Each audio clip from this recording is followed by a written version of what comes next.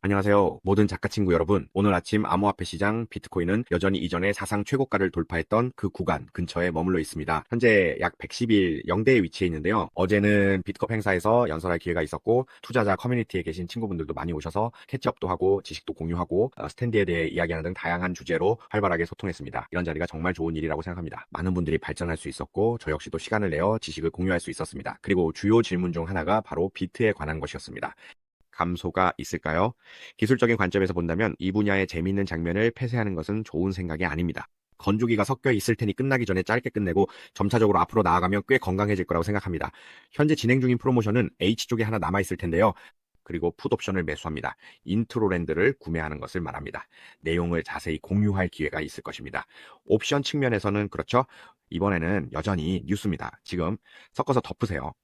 전 세계적으로 다양한 지표가 있습니다. 오늘 아침 본 공포와 탐욕 지수 필 인덱스는 이미 78까지 올라 극단적 탐욕 익스트림 그리드 상태에 도달했습니다. 이는 78명은 시장이 오를 것, 20여 명만 하락 또는 약세 bearish 전환을 예상한다는 뜻입니다. 또 마이크로 스트래티지 측도 최근 게시물을 올렸습니다. 이런 소식들이 시장의 포모 놓칠까 두려운 심리를 더욱 불러일으키고 있습니다. 그들은 비트코인을 산 사람 중 누구도 손해본 적이 없다고 말합니다. 지금까지 비트코인을 매수한 사람은 아무도 손실을 본 적이 없다는 것이죠. 왜냐하면 비트코인이 이미 사상 최고가를 돌파했기 때문입니다. 그리고 로버트 키요사키 역시 최근에 게시물을 올려 현재 우리가 하이퍼 인플레이션 상황에 있다고 언급했습니다. 그는 비트코인이나 금과 같은 자산군, 즉 자산 세트가 앞으로 급등할 수 있다고 보고 있습니다. 또한 그는 금의 목표가가 약 25, 0달러 선까지 오를 것이라고 전망했습니다. 네, 앞으로 어떻게 될지 함께 지켜보시죠. 지금 시장 전반에 대해 어떻게 생각하는지 살펴보겠습니다. 그리고 XM에 대해 말씀드리자면 XM은 전 세계적으로 인가를 받은 세계 최상위권 브로커 중 하나입니다. 예를 들어 FSC, DFSA 등 다양한 기관의 인가를 받았기 때문에 전 세계 사용자들이 XM을 선택하고 있습니다. 만약 아직 외환, 금, 다양한 통화상 거래 계정이 없으신 분들은 아래 링크를 통해 계정을 개설하실 수 있습니다. 본격적인 내용에 들어가기 전에 시청자 여러분께 좋아요, 공유, 구독 버튼을 눌러주시길 부탁드립니다. 댓글도 남겨주시면 팀원들과 함께 참고하겠습니다. 그리고 디스코드 채팅방에서 더 이야기 나누고 싶으신 분들은 아래 링크를 클릭하시면 됩니다. 서포터분들께서 유튜브 구독을 눌러주셨습니다. 주간 단위로 영상이 업데이트되니 포트폴리오 직접 관리에 관심 있으신 분들은 꼭 시청해보시기 바랍니다. 에세트 F3에는 점차 자산을 추가하고 있으며 현재 약 50개가 있습니다. 클래스디언에는 현재 92개가 있습니다. 포스터를 통해 언제든 시작할 수 있습니다. 아래 QR코드를 스캔하시면 자세한 사항이나 최소 조건을 문의하실 수 있습니다. 위키 인투 아인에서는 초보자를 위한 기초 지식 전반을 다룰 예정입니다. 예를 들어 시장 사이클, 자금 관리, 기본 방법, 거래 조건 공유, 선물 거래에서의 모터 사이클, 전략 방법 등입니다. 금, 암호화폐, 그리고 고급 내용인 고소에서는 스노우볼 전략, 숏 포지션을 통한 가치 고정, 볼 전략, 프레임 만들기 등에 대해 다룹니다. 이 부분은 패키지 프로모션으로 묶음 상품도 있으니 QR코드를 스캔해서 문의하실 수 있습니다. 이제 오늘 아침 시장의 전체적인 흐름을 살펴보면 알트코인들이 반등하기 시작했습니다. 하지만 제가 강조하고 싶은 점은 뉴로우를 찍고 나서 강하게 반등하는 종목들에 대해서는 주의가 필요하다는 것입니다. 예를 들어 WLD 같은 경우 저는 이전에 이미 뉴로우를 찍는 것을 봤습니다. 그렇기 때문에 이번 반등이 단순한 조정 구간, 컬렉션 구간이 아닐까 생각해 볼 필요가 있습니다. 우리는 구조가 무너지지 않고 지지선을 잘 지키면서 돌파하는 종목을 선별해서 매매해야 합니다. 예를 들어 HYP 같은 경우 뉴로우를 찍었는지 확실하진 않지만 WHYP도 마찬가지로 뉴로우를 찍었습니다. 그래서 이렇게 뉴로우까지 떨어졌다가 급반등하는 종목들은 때로는 많은 물량을 모은 세력이나 큰 손들이 이 구간에서 물량을 정리하는 경우가 있습니다. 포모 F호머 현상으로 세력이 가격을 급격히 끌어올렸다가 물량 정리 후 다시 뉴로우를 찍는 경우가 있습니다. 이런 패턴을 보면 뉴로우를 기록하는 자산은 처음부터 보유하던 사람들이 여전히 매도하고 있다는 의미입니다. 그래서 뉴로우가 계속 발생하는 것이죠. 반면 상태가 건강한 해시 종목들은 저점이 점점 높아지는 모습을 보입니다. 그래서 우리는 저점이 점점 높아지는 종목을 매매 타이밍으로 삼는 것이 더 좋다고 생각합니다. 이 부분을 꼭 언급하고 싶었습니다. 때로는 급등하는 종목을 보고 퍼센트가 높다고 무작정 따라 들어갔다가 고점에 물릴 수 있기 때문입니다. 항상 조심하시고 탐욕과 두려움에 대한 관점도 함께 생각해 보시기 바랍니다. 이번에는 시장이 탐욕 모드로 전환된 상황입니다. 즉 78명이 시장이 계속 오를 것이라고 보고 있다는 뜻이죠. 완전히 익스트림 그리드 극단적 탐욕 상태입니다. 78명입니다. 이제 롱숏 리퀴레이션 청산 쪽으로 넘어가 보면 10만 명이 넘는 사람들이 2억 달러가 넘는 금액이 오늘 아침에 청산되었습니다. 대부분은 아직 숏 포지션 쪽에 있습니다. 숫자를 보면 숏 포지션이 188명으로 더 많습니다. 시장이 오르다 보니 많은 사람들이 이제 조정이 올 것이라고 생각하는 것 같습니다. 저 역시 개인적으로 이제는 조정이 와야 한다고 생각합니다. 저도 여전히 숏 포지션을 보고 있습니다.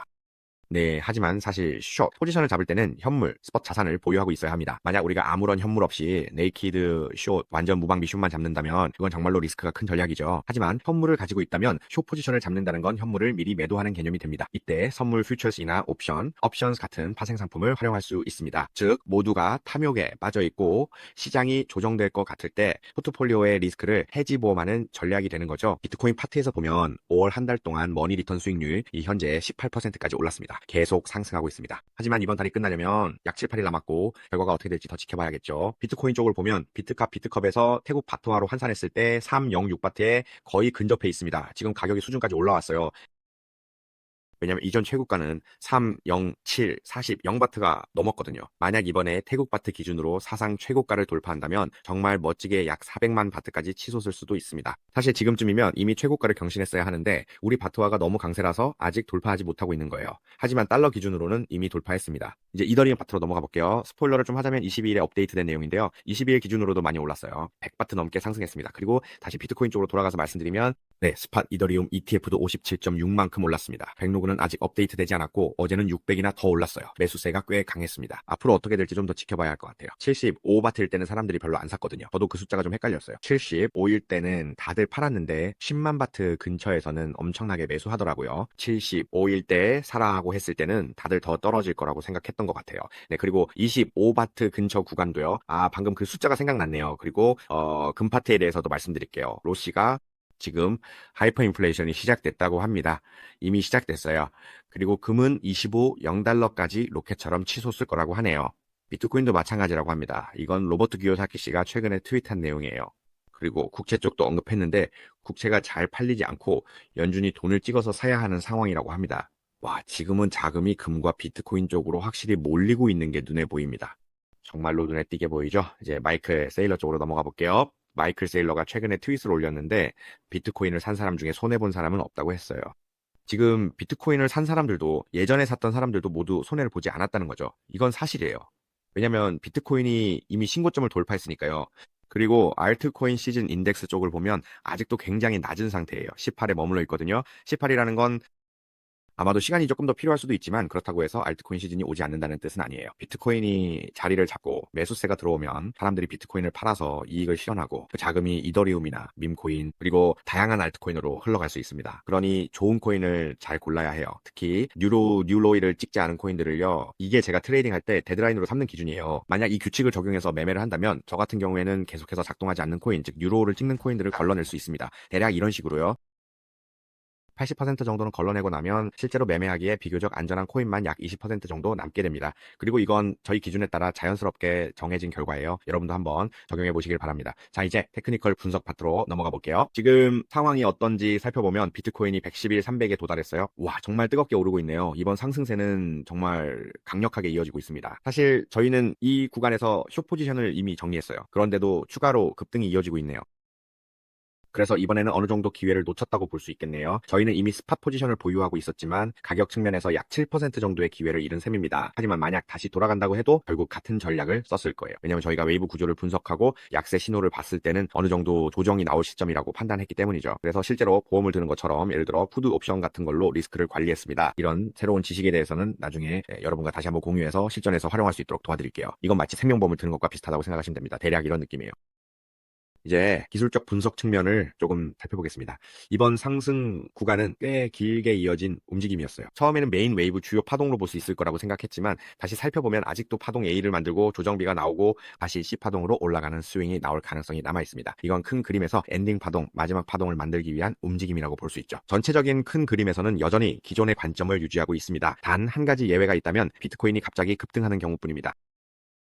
15만, 13만, 5만 같은 가격대에 이달 말까지 갑자기 도달한다면 그 경우에는 지금까지의 모든 시나리오를 완전히 배제해야 합니다. 왜냐하면 그런 상황이 오면 기존에 생각했던 엔딩 파동 구조가 완전히 무너지고 오히려 모티브 웨이브 추진 파동 형태로 바뀌게 되기 때문입니다.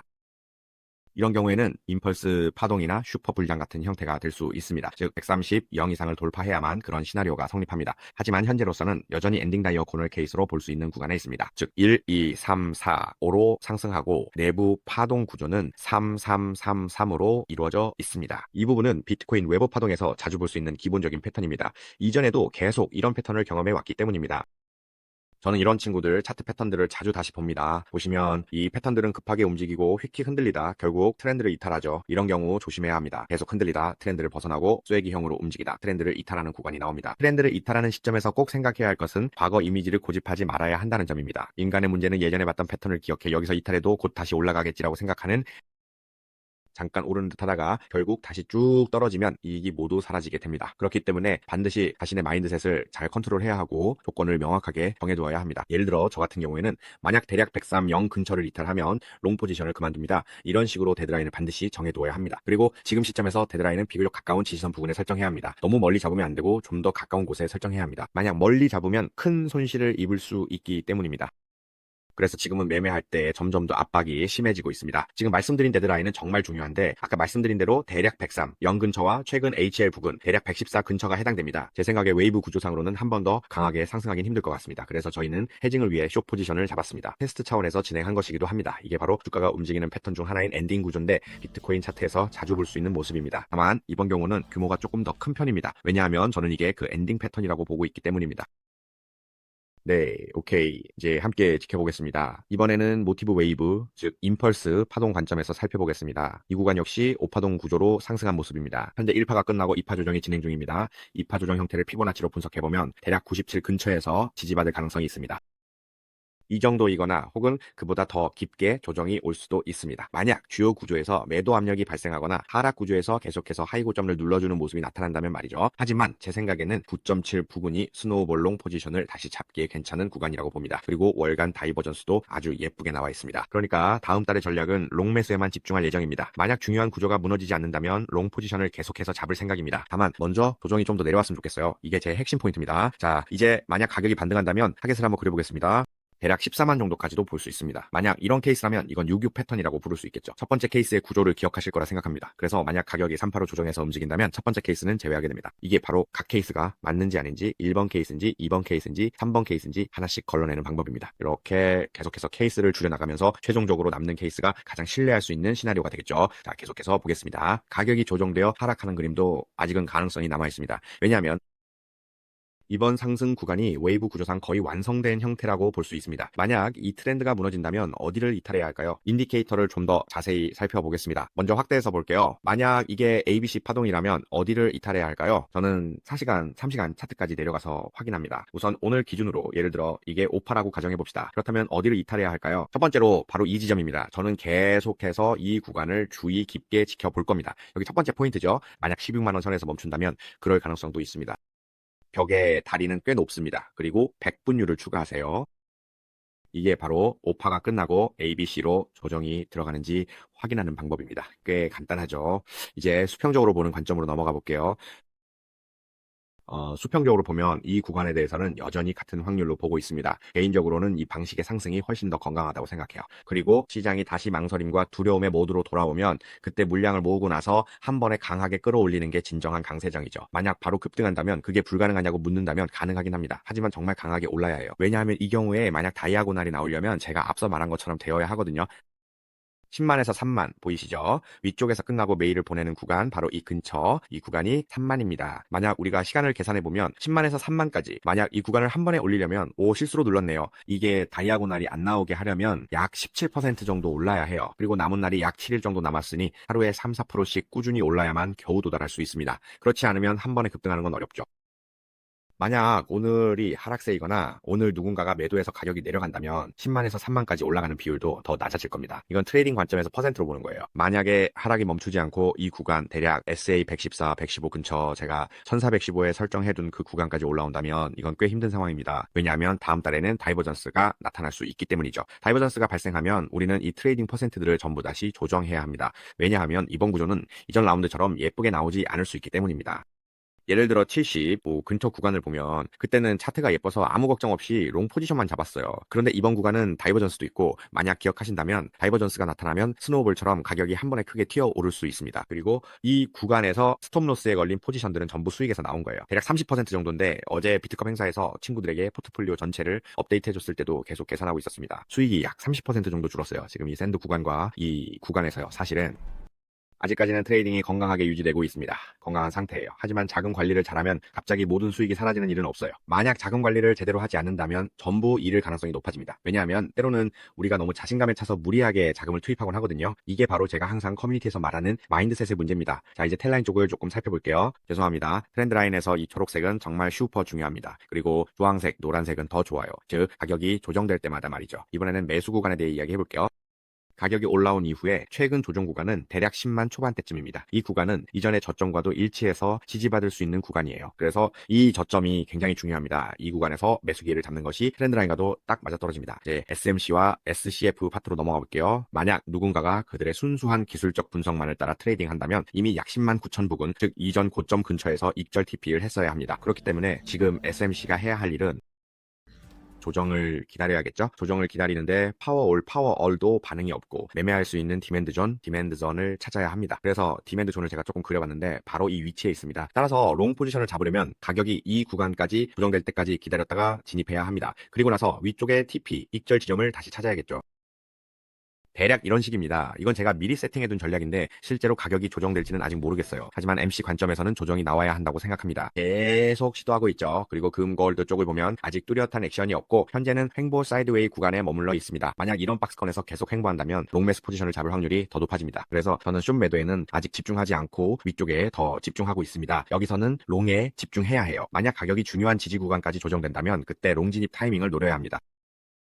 금거래에서는 대략 2개 정도의 추가 지지 구간이 더 있습니다. 지금처럼 사이드웨이로 흘러내리거나 드리프트 하듯이 내려온다면 롱진입 타이밍을 계속해서 노릴 수 있습니다. 그리고 디스코드에서 계속해서 업데이트를 드릴 예정이니 디스코드 방에서 제 관점을 확인하실 수 있습니다. 디스코드 방에 들어오시면 규칙 안내방에서 규칙을 확인하신 후 다양한 방들이 팝업으로 나타날 거예요. 그 방들에서 자유롭게 소통하실 수 있습니다. 자, 이제 전체 시장 상황을 한번 볼까요? 항생지수는 오늘 아침에 이미 개장했습니다. 저도 중국 주식을 보유하고 있는데 영상이 끝나면은 중국 주식도 다시 업데이트해서 살펴보겠습니다. 그리고 달러 쪽은 솔직히 상태가 별로 좋지 않습니다. 그리고 채권 쪽도 정부 채권도 이번에는 잘 팔리지 않았습니다. 이번 상황은 매우 중요한 신호라고 볼 수 있습니다. 그리고 이런 식의 사이드웨이 움직임은 아직 저항선을 돌파하지 못하고 있습니다. 100일선이 강력한 저항선인데 그 부분에서 눌려 내려왔습니다. 여전히 횡보 중인데 이런 횡보는 추가 하락 가능성을 시사합니다. 하락할 확률이 있습니다. 그리고 아직 유가 쪽 이야기는 하지 않았는데 유가도 저항선에 부딪혀서 눌려 내려왔습니다. 지금도 여전히 사이드웨이 구간에 머물러 있습니다. 만약 유가가 예쁘게 하락한다면 다시 한 번 더 주요 구간까지 내려가야 하고 우리는 그 구간에서 매매를 노릴 수 있습니다.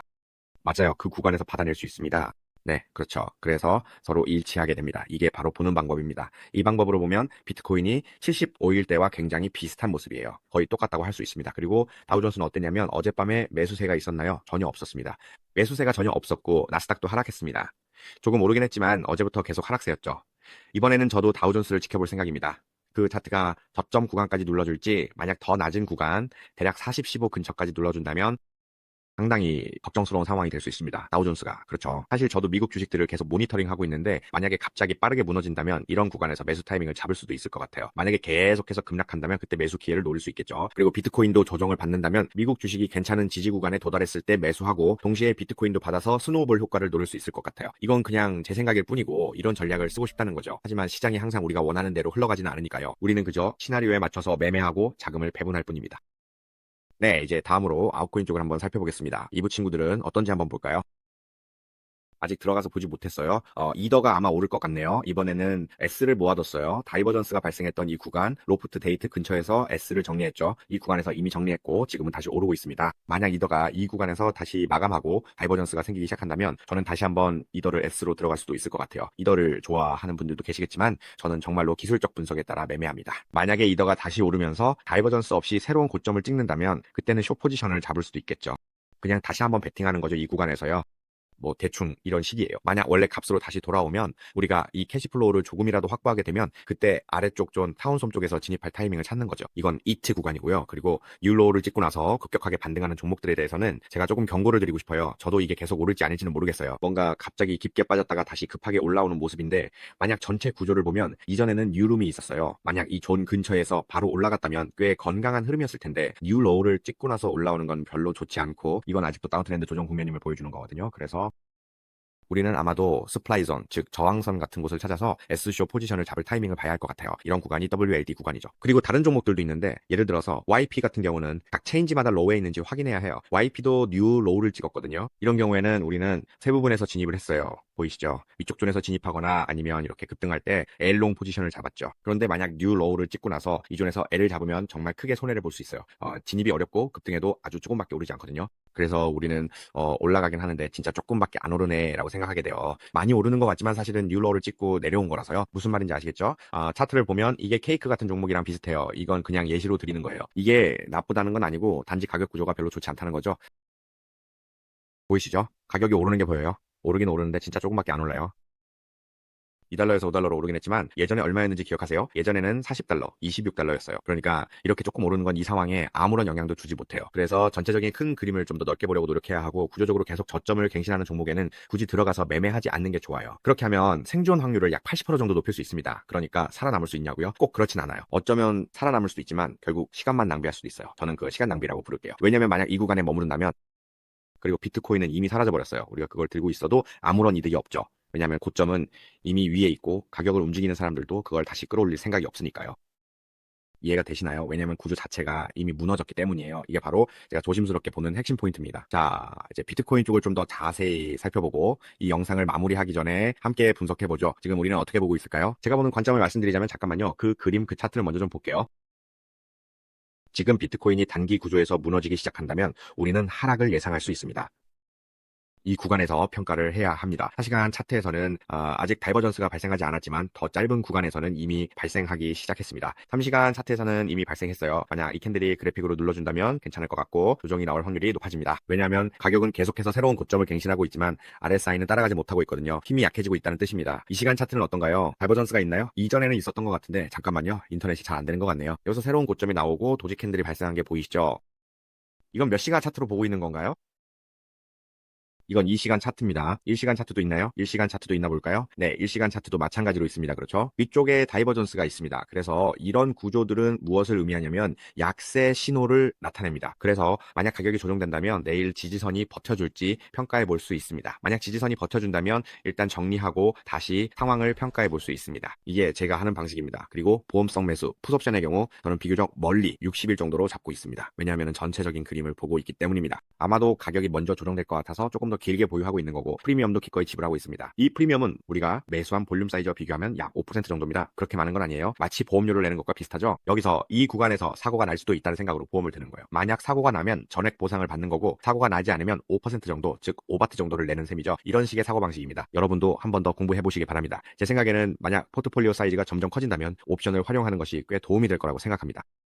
네, 만약 우리가 옵션에서 한번 수익을 내면 다시 스케일업해서 진입할 수 있습니다. 앞으로도 계속해서 저의 관점을 업데이트할 예정이니 디스코드에서 계속 지켜봐 주시기 바랍니다. 이번 영상에서는 전체 시장 상황도 함께 업데이트 해드릴게요. 비트코인 쪽을 보면 여전히 이전 구간에 머물러 있습니다. 타임라인을 돌파한 110일, 0대 근처에 머물러 있죠. 이번 달도 거의 끝나가고 있는데 저는 빨리 마무리되길 바라고 있습니다. 앞으로 어떻게 될지 궁금하네요. 만약 이 구간에서 130, 0 근처까지 돌파해서 마감한다면 전체 구조가 매우 슈퍼 불리시하게 될 것입니다. 그래서 우리가 앞으로 할 일은 현물 매수입니다. 현물을 보유한 분들은 차를 놓쳤다는 생각이 들 수 있습니다. 그래서 우리가 해야 할 일은 포트폴리오를 분산하고 일부는 DCA 분할 매수를 해두는 것입니다. 그리고 시장의 세부적인 관점에서는 우리가 말하는 포트에서 선물 트레이딩을 병행해야 합니다. 때로는 큰 그림이 꽤 빠르게 바뀔 수 있기 때문에 아무것도 가지고 있지 않으면 불안하고 스트레스를 받을 수 있습니다. 이런 점을 우리가 잘 다뤄야 합니다. 아직 용어가 익숙하지 않으신 분들은 이 영상 뒤에 이어지는 영상을 참고하시면 됩니다. 미스터리 영상을 준비해 두었으니 도움이 되셨다면 좋아요, 공유, 구독 부탁드립니다. 유튜브 채널 롱툰도 함께 구독하시면 크리퍼 커런시 관련 정보도 얻으실 수 있습니다. 그리고 테슬라 마켓 쪽도 오늘 인사드리겠습니다. 안녕히 계세요.